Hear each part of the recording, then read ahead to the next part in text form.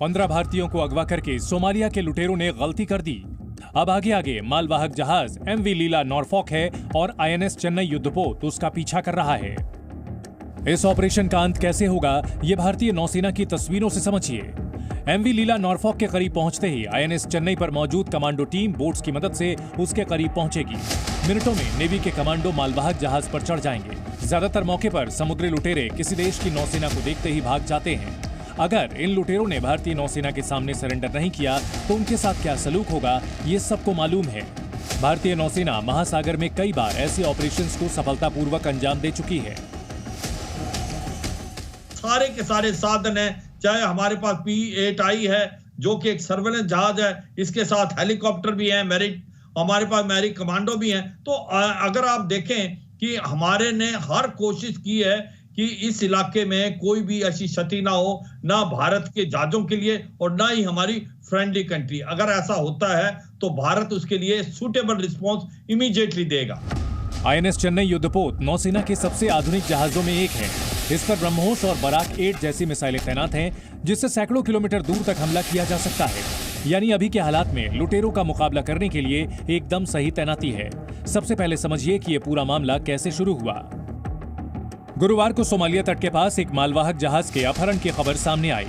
Liberia के झंडे वाले इस जहाज का नाम है एमवी लीला नॉरफॉक। बताया जा रहा है कि सोमालिया के 5 से 6 समुद्री लुटेरे इस मालवाहक जहाज पर सवार हुए।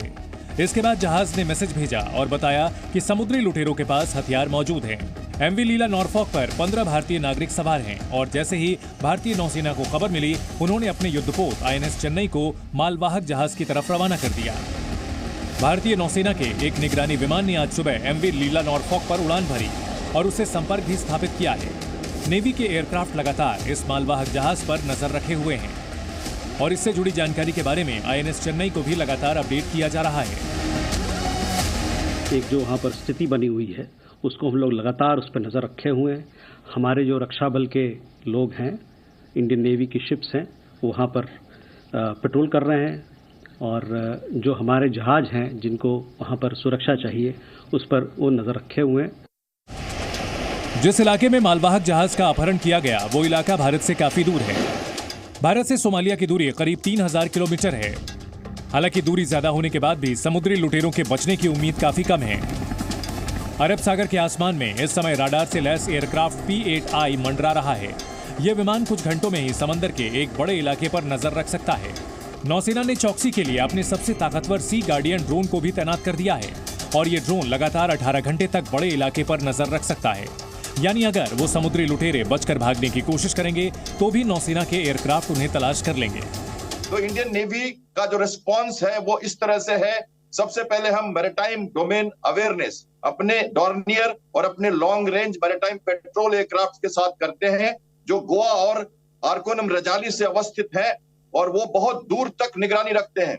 मैरीटाइम ऑपरेशन कंट्रोल सेंटर्स हैं इंडियन नेवी के, जो वेस्टर्न कमांड, ईस्टर्न कमांड और सदर्न कमांड में बने हुए हैं, और कोस्ट गार्ड के मैरीटाइम रेस्क्यू कंट्रोल सेंटर्स हैं।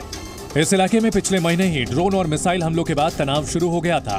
उसके बाद भारत ने अपने कई युद्धपोत वहां तैनात कर दिए थे। चिंता यह है कि भारत के व्यापार का बड़ा हिस्सा इसी रास्ते से होकर गुजरता है। भारत का 80% व्यापार समुद्री मार्ग से होता है। करीब 90% ईंधन यानी तेल और गैस भी समुद्री रास्ते से ही आता है। खासतौर पर भारत तक पहुंचने वाला ज्यादातर कच्चा तेल इसी समुद्री रास्ते से आता है।